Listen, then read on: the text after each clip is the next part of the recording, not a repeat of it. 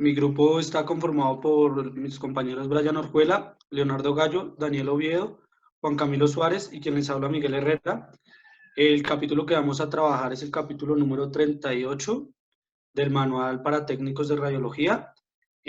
Sobre el tema del capítulo es el diseño para la protección radiológica.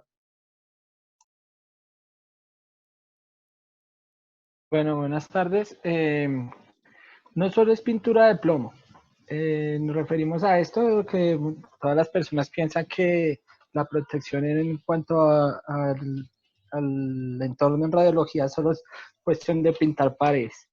Pero en este caso, en el momento en que se desea implementar una sala de radiología, sea convencional o sea un estudio de radiología como radioterapia, se debe pensar más en lo estratégico, así tal como en la arquitectura, normas de seguridad, sí, en fin. Para esto, pues es estrictamente necesario pues, que haya una asesoría de alguien con un alto conocimiento, en este caso como un físico radiólogo, el cual tiene que garantizar el sí o sí de la seguridad tanto como el personal de salud como de los pacientes. Esta persona, el físico radiólogo, tiene que hacer una asesoría que lleva medidas tales como la lámina de plomo en las paredes y las habitaciones blindadas para el tecnólogo. Si es en pisos superiores que se va a realizar esta estructura, también tiene que tener blindado el piso de esta área. Siguiente. Bueno, entonces hay que tener en cuenta también los tipos de radiación que se van a manejar en esta sala, ¿no? Se empieza a trabajar con radiación dispersa, radiación de fuga, radiación secundaria. La radiación dispersa es la que se da cuando se empieza a emitir heladas en el rayos X, en el tubo de rayos X. La radiación primaria es cuando sale rayos X. La radiación dispersa, digo secundaria, perdón, se da cuando la radiación de la fuga y la radiación dispersa se encuentran en el ambiente. Todo esto se tiene que tener en cuenta, sabiendo que esto se debe blindar muy bien los espacios, ya que se pueden generar fallas. Siguiente. Bueno, acá los factores que afectan el grosor de la barrera. Al diseñar estos espacios de estudio de radiología se debe tener en cuenta el grosor de la pared para poder brindar un óptimo blindaje. Pero para esto también se debe tener en cuenta y se deben utilizar ciertos factores como la distancia que se encuentra de la pared hacia el equipo radiológico, porque es necesario que el equipo se encuentre siempre en la mitad de la sala para que en las paredes no haya una mayor exposición, sino tiene que quedar dispersa en cada pared por igual. Cuando ya se genera que el equipo queda muy pegado hacia alguna pared, esa pared tiene que ser reforzada en un blindaje más específico. Esto se hace para que no se sobrecargue ningún espacio. Siguiente. Bueno, los límites de diseño, bueno, los límites de diseño se determinan dependiendo de los límites de dosis anual que se recomienda. En este caso, pues se maneja una dosis de 50 milisievert al año, o si lo pasamos a REN, son 5.000 miliREN al año. Esto también tiene ciertas características como la dosis anual para también el público, entonces las personas que se manejan en el espacio de salud. Para estas personas también se maneja como un porcentaje al año que son 100 milirred o 1 milisievert al año. O también la cantidad de estudios que se toman en dicha área. Se debe también llevar un conteo de esto para poder cuando se vaya a generar la estructura, se puede manejar un blindaje óptimo en cada espacio. Listo. Vamos a hablar también sobre la protección desde el paso de la fluoroscopia. Antes que nada tenemos que tener primero en cuenta qué es la fluoroscopia. Y esto es un examen en el cual podemos ver de manera en tiempo real las estructuras internas de un paciente, con medio de contrastes también, para poder verificar y mirar cómo están ciertos órganos de dichos pacientes. La distancia de la fuente a la piel, para mantener la exposición al intensificador de imagen es necesario aumentar es necesario aumentar la distancia para compensar el aumento de energía también. A menos distancia de la piel, más exposición va a recibir un paciente. Ahí, como lo podemos ver también en la imagen, ahí está explicado. La filtración. Hablamos de la filtración total de las de rayos X de fluoroscopia, que debe ser por lo menos equivalente a 2.5 milímetros del AL. La mesa, la camilla del paciente y otros tipos de materiales que se usan en este entorno también van a entrar a ser parte de la filtración total. Cuando la filtración es desconocida, se debe medir el HVL, que esto es la capa hemirreductora. Los colimadores, que son unos aparatos hechos de plomo que sirven para limitar la dosis de radiación. Su función pues es de disminuir la dosis al paciente y el personal, y ahí también podemos encontrar un plus, que es mejorar el contraste de la imagen.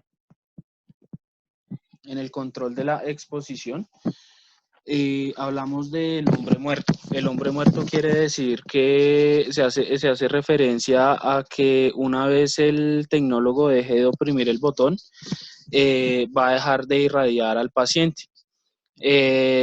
Teniendo en cuenta que pueden pasar X o Y circunstancias en las que una persona pueda caer encima de los controles y pueda seguir oprimiendo el botón, se tiene también un control de pedal, que es el que arregla esta parte de la problemática.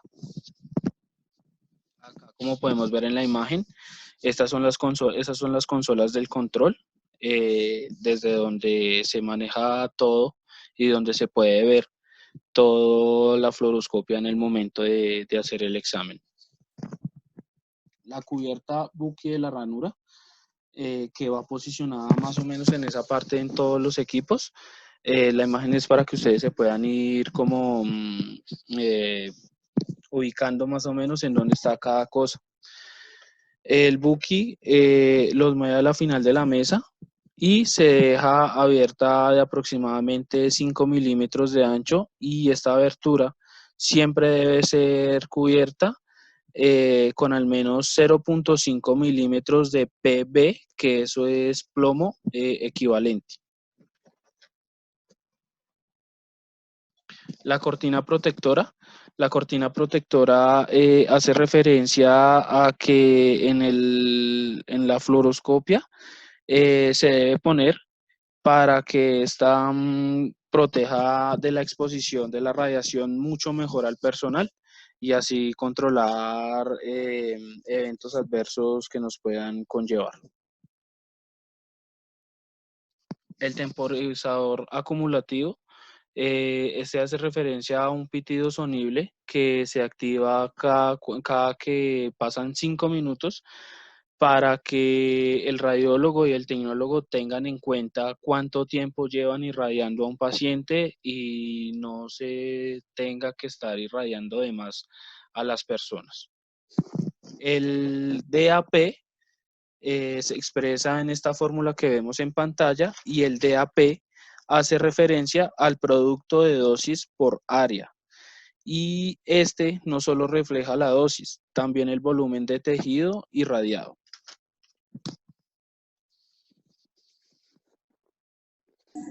Buenos días. Primero, antes que todo, de hablar de las características de la protección radiológica, primero tenemos que ver exactamente qué es la protección radiológica.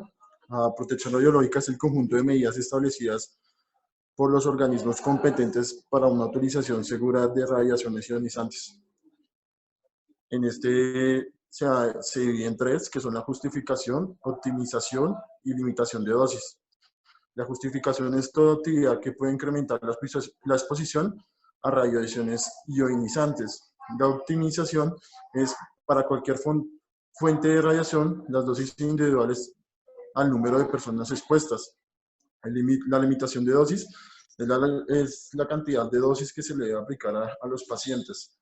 Es decir, cuando los pacientes tienen ciertos protocolos para ciertos exámenes que hay que realizar, como pues ya todos lo sabemos, dependiendo en el tipo de miembro que se quiera ver.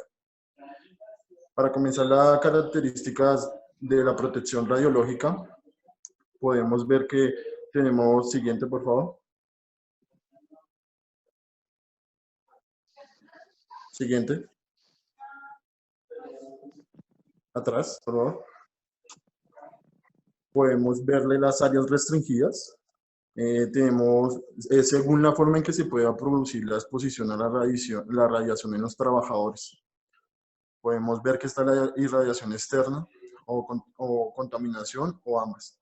Tenemos la zona vigilada, que es aquella zona en la que existe la posibilidad de recibir dosis efectivas superiores a un megasievert por año oficial o una dosis equivalente o superior.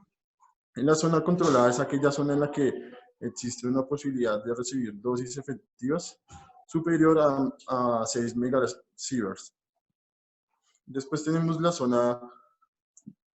zona de permanencia limitada. Son aquellas en las que existe el riesgo de recibir una dosis superior a los límites de dosis permitidas en los que establece la protección radiológica. Después tenemos las zonas de permanencia reglamentada. Son aquellas en las que existe el riesgo de recibir en cortos periodos de tiempo una dosis superior a los límites de dosis que requieren las prescripciones especiales. Es decir, estos son los exámenes que tienen que ver con, como son los TAC, que no pueden durar una permanencia, los pacientes no pueden estar en una permanencia mucha porque pues puede ocasionarles ciertos problemas. Las zonas de acceso prohibido son aquellas en las que existe el riesgo de recibir en una exposición única dosis superiores a los límites de dosis. En estos están enfrascados los que son los pacientes de radioterapia, debido a que los equipos son de alta incidencia de energía, pues este se aplica más para ellos. Podemos ver también que las dosis de los pacientes van en ciertos megasieverts. También podemos ver que la radiación, la protección radiológica también tiene que ver con los EPP, los equipos de protección personal. Ya sabemos que cada uno de los tecnólogos que actualmente pues están y los que estamos estudiando tienen que llevar un control de estos equipos, como son el dosímetro, los chalecos de plomo y los demás equipos que existen. La protección radiológica se encarga de eso, de que cada uno de los tecnólogos esté cumpliendo y reglamentando cada cosa que ellos han estipulado por riesgo de la salud, ellos cuidarse de ciertas demandas y demás que pueden recibir. Entonces, también podemos ver que la protección radiológica también no solo va más allá de las protecciones, las irradiaciones que puede sufrir cada paciente debido a la exposición en exámenes. No solamente los pacientes, sino también podemos ver que los funcionarios, en este caso los tecnólogos y los médicos radiólogos, son los que también pueden estar propensos a recibir radiaciones. Entonces, esto quiere decir que todo lo ya mencionado no solamente va hacia los pacientes, sino también hacia los trabajadores, como ya lo explicaban anteriormente mis compañeros, debido a los anteriores protocolos que ya han explicado.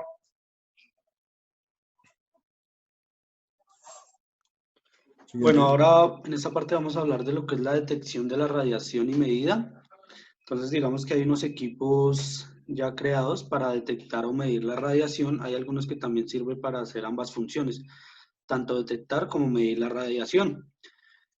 Para la detección, pues estos equipos indican la presencia de radiación en determinadas áreas. Hay algunos que se dan por pulso. Cuando se dice que se dan por pulso, son equipos en los cuales un pito indica que hay radiación en el momento o en la zona donde se está poniendo a funcionar. Hay otros que se da por tasa de milirandom por hora, que es igual a miligray por hora. Estos son equipos que calculan la tasa de la radiación que hay durante la zona. Esto en cuanto a detección. En cuanto a medición, bueno, son equipos que sirven pues para indicar la intensidad de la radiación. O sea, ya los de detección nos dicen que hay y esto ya nos indican es la intensidad que hay de radiación. Operan en modo de integración, ¿sí? Integración significa que ellos acumulan la señal y la respuesta está en exposición total. Digamos que esta aplicación de estos equipos se llama dosimetría y los dispositivos pues, que miden estas dosimetrías se llaman los dosímetros. Siguiente, por favor. Bueno, acá tenemos una tabla que hay en el manual. Es una tabla que nos muestra los diferentes dispositivos de detección y las características. Digamos que uno de los más comunes son las emulsiones fotográficas o las mismas películas, que son los que ya habíamos visto anteriormente. Son equipos que tienen una emulsión, la cual al momento de recibir la radiación pues se modifica y se altera para mostrar, digamos, resultados. Estas se usan en películas para radiología convencional y también para lo que son los dosímetros personales. Están las cámaras de ionización, el contador proporcional, el contador Geiger-Müller, que son unos tipos de dispositivos de detención de gas, que utilizan un gas dentro de un tubo o una ampolla sellada al vacío con un alambre, que digamos lo que hace es detectar la radiación. Más adelante el compañero Daniel les va a explicar estos tipos de medidores. Están también los de dosimetría termoluminiscencia, pues digamos que hay unos elementos químicos en los cuales al ser expuestos por radiación, digamos por así llamarlo, brillan, entonces producen una termoluminiscencia. Hay unos dosímetros que trabajan con esta aplicación también. Siguiente. Bueno, pues en este caso vamos a hablar de los detectores de gas. Pues especialmente vamos a empezar hablando por el detector de gas habitual, que es siguiente, por favor, que como se muestra en el esquema, este es un detector de gas ideal, el cual consiste en un cilindro de gas y un electrodo central, colector. Cuando se mantiene una diferencia de potencial entre el electrodo central y la pared de la cámara, como vemos ahí, los electrones producidos por la ionización pueden ser recogidos y medidos. Entonces, como podemos ver en la gráfica, es un cilindro que está lleno de aire o de cualquier otro gas. A lo largo del eje central del cilindro se coloca un alambre rígido que es el electrodo central. Si se crea una diferencia de potencial, digamos, entre el electrodo central y la pared de manera pues que el alambre sea positivo y la pared en este caso quedaría negativa, el electrodo central atraerá a cualquier electrón liberando la cámara por ionización. Entonces, por consiguiente, entre estos electrones se forma una señal eléctrica. Es más o menos relacionado algo así como un pulso de electrones o como una corriente continua. Esta señal eléctrica, entonces, trata de amplificar o se amplifica y es de forma de medición. Su intensidad es proporcional a la intensidad de la radiación que la causó. Pues por lo general, en cuanto más grande sea la cámara, más moléculas de gas habrán disponibles para la ionización y pues por tanto el instrumento será más sensible. De forma similar, si se presuriza la cámara, entonces habrá también más moléculas disponibles para la ionización y la sensibilidad aún será más alta. En caso tal, si se registra una sensibilidad pues alta, significa que un instrumento puede detectar intensidades de radiación muy bajas. En este caso, esto significa que un instrumento pues, puede detectar medida de forma precisa y la intensidad de un campo de radiación. La exactitud del instrumento pues, está controlada por el diseño electrónico global del dispositivo. Siguiente, por favor. En este caso, como podemos ver, este es un instrumento de estudio portátil. Pues en radiología se utilizan diferentes tipos de cámaras de ionización. El más familiar es un instrumento portátil. Este instrumento se utiliza principalmente para los estudios del área de radiación, el cual puede medir un amplio margen de intensidades de radiación. También es útil para la radiación cuando los niveles de exposición exceden un nivel de 1 miliröntgen por hora. Siguiente. En este caso vamos a ver una cámara de ionización, el cual es el instrumento elegido para medir la intensidad de radiación en áreas alrededor de un fluoroscopio y también alrededor de generadores de radionúcleos y jeringas. Obviamente, pues estos elementos deben estar en las proximidades de pacientes que contienen cantidades terapéuticas de materiales radiactivos y a la misma vez también fuera de barreras protectoras. Hay otras cámaras de ionización más precisas que se pueden utilizar para la calibración. Siguiente. Pues en este caso vamos a hablar del Geiger-Müller, que es la cuarta región de la curva pues, de la respuesta del voltaje de la cámara ideal, que está llena de gas Geiger-Müller.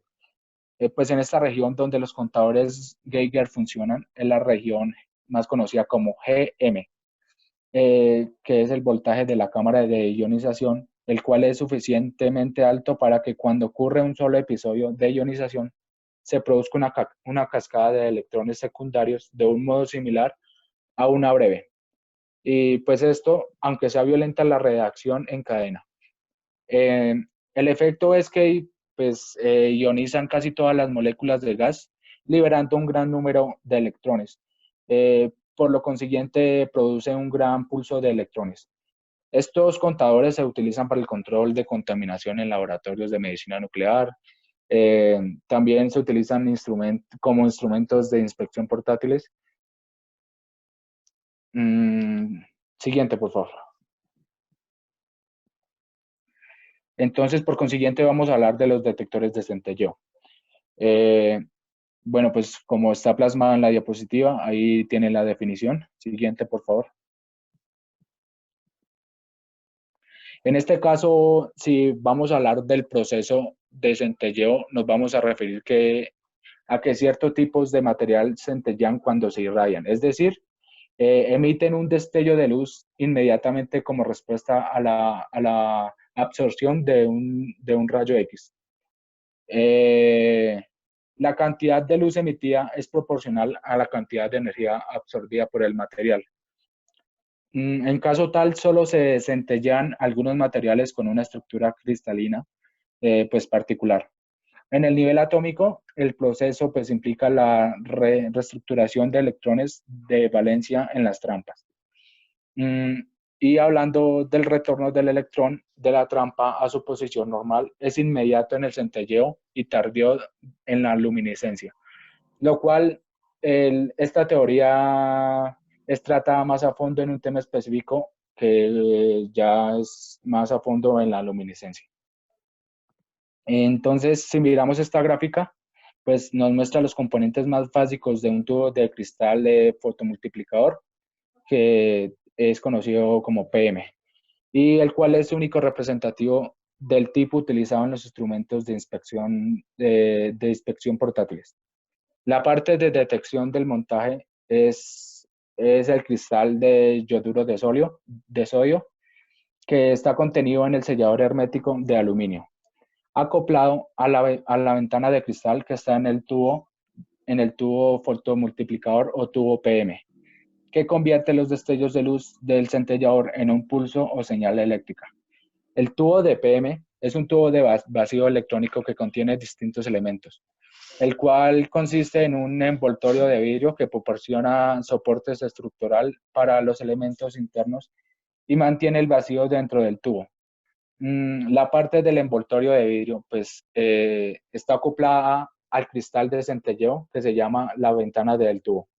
y la ventana del tubo y el cristal están unidos con un lubricante de silicona, el cual proporciona acoplamiento óptico para que la luz que es emitida por el centellador se transmita al interior del tubo de EPM o al tubo fotomultiplicador, que incide en un cubrimiento delgado metálico llamado fotócado, que es un dispositivo, o sea, lo cual el fotócado es un dispositivo que emite electrones cuando se ilumina, que consiste en un compuesto de cesio, antimonio y bismuto.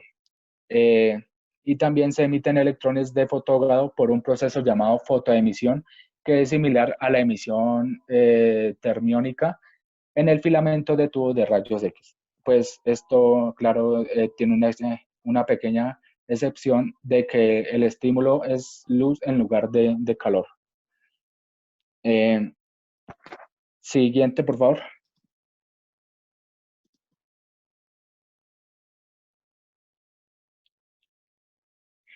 En este caso, pues como podemos ver en la gráfica, también pues el destello de luz del cristal del centelleo incide así en el fotógado y se emiten electrones por fotoemisión. El número de electrones emitidos pues es directamente proporcional a la intensidad de la luz. Entonces, por consiguiente, los fotoelectrones se aceleran a la primera de una serie de elementos tipo placas, digámoslo así, tipo placas, llamados dínodos, y cada dínodo sirve para amplificar el pulso del electrón por emisión de electrones secundarios. Por cada electrón incidente en el dínodo se emiten varios electrones secundarios, los cuales estos se van a dirigir a la siguiente fase. Como consecuencia, hay una ganancia de electrones por cada dínodo en el tubo de EPM o tubo fotomultiplicador. Siguiente.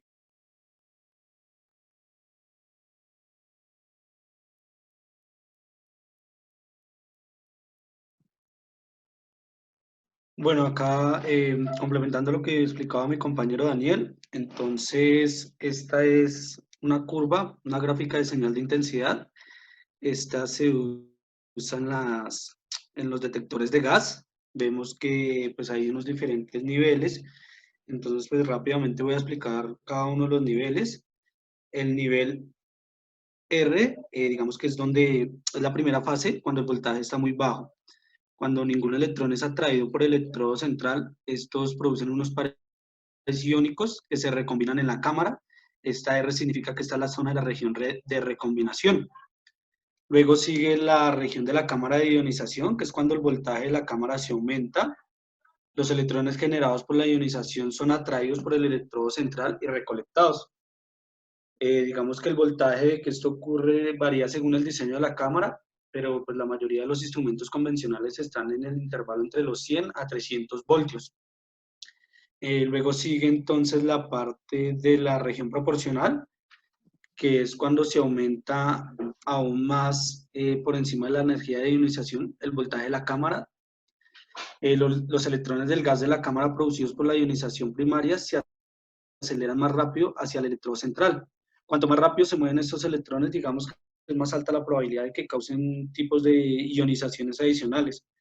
Digamos que en su cambio hacia el electrodo central, estas ionizaciones adicionales producen unos electrones también adicionales, los cuales se les va a llamar, digamos, electrones secundarios. Entonces, la zona P significa que es la región proporcional, porque pues estos electrones secundarios son atraídos también por el electrodo central y recolectados. El número total de estos electrones aumenta según el incremento del voltaje de la cámara. Y por así decirlo, es como un resultado, viene siendo un pulso de electrones bastante grande para cada ionización primaria. Luego viene la región Geiger-Müller, que es la cuarta región de la curva. Digamos que la respuesta del voltaje de la cámara ideal llena de gas desde la cámara. Esta es la región donde los contadores Geiger-Müller funcionan. Entonces, digamos que el voltaje de la cámara de ionización en esta región es suficientemente alto para que cuando se produzca un solo episodio de ionización, haya una cascada de electrones secundarios de modo similar aunque violenta. digamos que se asemeja mucho como a una reacción en cadena, y lo que hace es que ioniza todas las moléculas de gas, liberando un gran número de electrones. Esto produce un gran pulso de electrones, pues, como les había dicho, en cadena. La última zona que hay es la zona de la región de descarga continua, que digamos si se aumenta todavía aún más el voltaje de la cámara llena de gas, se alcanza un estado en el que un solo episodio de ionización individual descarga completamente la cámara, como el funcionamiento en la región Gerge-Müller, pero digamos que con un poco más de voltaje. Pero digamos que esto tiene una consecuencia, y es que debido al alto voltaje, los electrones continúan siendo arrancados de los átomos del gas de llenado, que producen una corriente o señal continua en la cámara. Digamos que en esta situación, este instrumento es inútil para la detección de radiación y el funcionamiento continuo de esta región, ya que puede producir daños. Esta región pues se indica, como muestra la gráfica, con las iniciales CB. Siguiente. Bueno, ahora vamos a hablar de lo que es dosimetría de termoluminiscencia. Esta se descubre en los años 60. Lo descubren unos investigadores, digamos que uno era de apellido Cameron y sus compañeros de la Universidad de Wisconsin. Ellos vieron que algunos materiales, al ser expuestos a la radiación, alumbraban. Este tipo de dosimetría se usa para monitorear la exposición del personal y la dosis al paciente cuando tiene procesos de radioterapia. Se usa un analizador TLD, que es el que nos va a decir, digamos, cuánta termoluminiscencia hay. Siguiente. Acá tenemos un ejemplo que aparece en el manual de radiología. Es el ejemplo del fósforo TLD. Entonces, digamos, vemos que en la primera parte, pues hay, por así decirlo, expuesto fósforo a una radiación de rayos X. Luego hay un calentamiento subsiguiente, digamos que el calor se controla, lo que se hace es que la temperatura se controla. Luego hay esto se pasa como en una plancheta, le llaman así, que la plancheta es muy parecida al tubo PM que nos explicaba mi compañero Daniel, que esto lo que va a hacer es que nos va a medir la intensidad de la radiación que se está dando. Este montaje se desarrolla en una cámara de sellado de luz. La señal de salida del tubo PM, digamos que se amplifica y se puede visualizar. Siguiente, por favor. Aquí hay una curva de brillo, entonces digamos que la curva de brillo, cada material tiene una curva de brillo característica. Digamos que la altura y su base, es decir, los picos y su base son proporcionales a la energía depositada. Los analizadores TLD miden la altura o el área bajo la curva. Entonces, digamos, ellos pueden mirar la temperatura como la intensidad. Entonces, pueden decir a determinada temperatura la intensidad de luminiscencia es tanta. Y digamos que los datos se convierten y se relacionan a la dosis o a la exposición. Siguiente, por favor. Entonces, aquí hay una tabla que también está en el manual que nos muestra algunos tipos de materiales de dosimetría termoluminiscente. El más común, el más usado es el fluoruro de litio, que está compuesto pues, por litio y por flúor. Su densidad es de 2,64 kilogramos sobre metro cúbico. Su número atómico eficaz es el 8 y el 2. Su temperatura de pico máximo, es decir, la temperatura cuando pone el pico máximo en la curva, es de 195 grados centígrados y es muy usado en dosis del paciente y del personal, para calcular dosis al paciente y dosis al personal. Hay otros muy comunes que son el boruro de litio, que se usa en investigación, y lo que es fluoruro de calcio y sulfato de calcio se usa en observación ambiental, digamos cuando hay una sobreexposición al medio ambiente a un elemento radiactivo o termoluminiscente. Se usan estos materiales para mirar la cantidad o la intensidad de la radiación que se expuso en el ambiente. Siguiente. Bueno, las propiedades de la TLD es el tamaño, las ventajas, su tamaño, que se obtiene en varias formas y tamaños de cristal sólido, se puede obtener en polvo, está disponible con fósforo matrizado y es reutilizable. Digamos que la TLD se puede reutilizar porque pues, se saca la dosimetría y se puede por así decirlo, como hacerle un proceso de limpieza para volverlo a reutilizar. Su desventaja es que no da resultados inmediatos y debe analizarse luego de la irradiación. Siguiente. Bueno, entonces aquí está la luminiscencia estimulada ópticamente. Esta fue creada por Launder en la década de 1900, a finales de la década de 1990. Fue un equipo personal que él inventó para monitorear a los profesionales. Se basa en óxido de aluminio, tiene mucha más sensibilidad que la TLD y su precisión es de un milirandom. Siguiente. Listo, digamos que esta fue nuestra exposición. Muchas gracias a todos por acompañarnos. No podemos estar en clase pues, por motivos laborales, pero cualquier inquietud, cualquier duda, por favor enviarla al correo miguelherrera083@gmail.com y con mis compañeros la responderemos y pues miraremos si enviamos un video o algo para darles respuesta. Muchísimas gracias.